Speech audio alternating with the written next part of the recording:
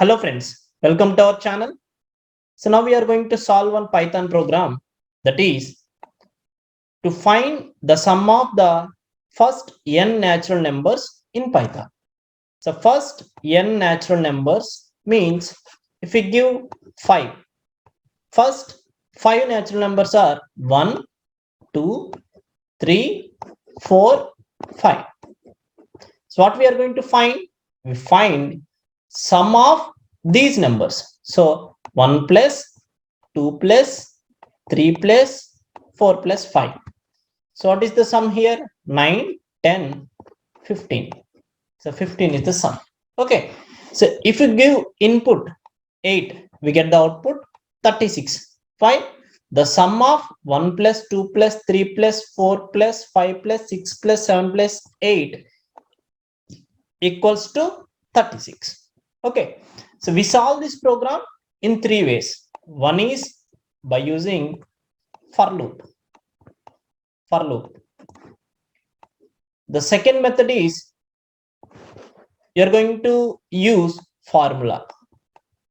You are going to use formula for sum of n terms. The third method is you are going to use recursion. You are going to use recursion. We are going to see all these three methods. First, we are going to see method 1 using for loop. So first we are going to read the n value. For that we write the instruction n equals to int of input. So first we are going to see how we solve with for loop. Okay. So here we are going to find the sum. So I take a variable s, initialize s with the value 0. So next we are going to use the for loop. In the for loop we write for I in range of 1 comma n plus 1. So what is the range of 1 comma 6? So n plus 1 means 6.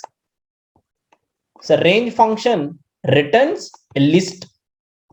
The list contains 1, 2, 3, 4, 5. Okay. Now in first iteration, what is I value? I value is 1 in first iteration. So enter into the loop. S equals to, what is S value? 0 plus I value 1. 0 plus 1, 1 is stored in S. Okay. In next iteration, what is I value? 2. So enter into the loop. S equals to, what is the S value? 1 here. 1 plus 2. 3. So 3 is stored in S. In next iteration, 3 plus I value is 3. 3 plus 3, 6 is stored in S. In next iteration, 6 plus 4, 10 is stored in S. In next iteration, 10 plus 5, 15 is stored in S. That's it. Now we are going to print the S value. What's the S value? 15. Okay. Similarly, if you give n as 8, then we get the output 36. Okay. So this is the first method. Here we are using the for loop. Okay. Instead of this, so directly you are going to write n into n plus 1 by 2. Okay. So directly you print this value after first instruction. After reading the value from the keyboard, directly print n into n plus 1 by 2. Then also we get the value 15. This is the second method. So now we are going to see third method here. So this is the function sum n. So this is the function definition. So this is the function definition. Okay. So let us take one example. Initially, I am taking the n value equals to 5. Okay. The execution starts from here. So after that, print sum of n of n. So that means I call a function. The function name is sum n. What is the n value here? 5. Now the function is called here.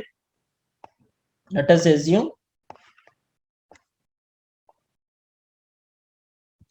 so sum of 5. So this is the function sum n. What is n value here? N equals to 5 now. The function is called here. The control goes to here. N equals to 5.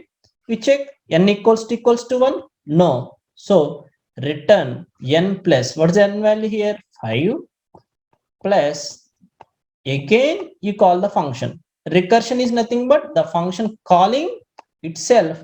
We are called as a recursion. If you observe that here the function calling itself.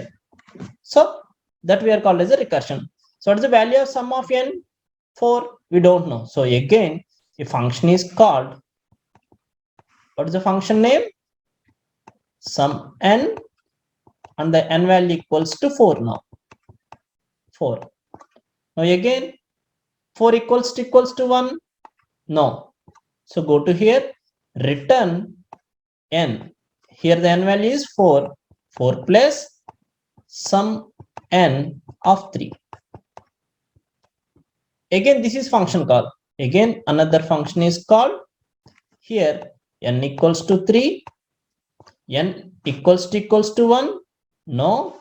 So return 3 plus, again function call, sum n of 2. So this is the function call. Again function call. In this case, n equals to 2. N equals to 2? False. So return 2 plus sum n. N minus 1 means 1. Again, this is the another function call. What is the n value now? N equals to 1. Now the condition is true.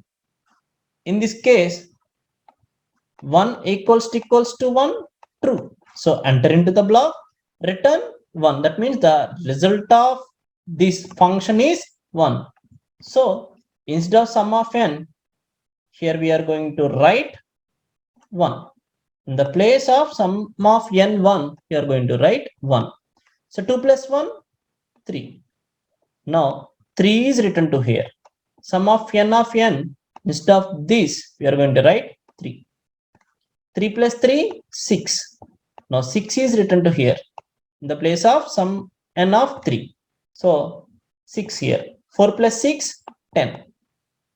Now, so 10 is written to here. That's it. 5 plus 10, 15. Now, so print sum of n means what this function returns? This function returns 15. Now, 15 is the output. Okay. So now we are going to see the execution.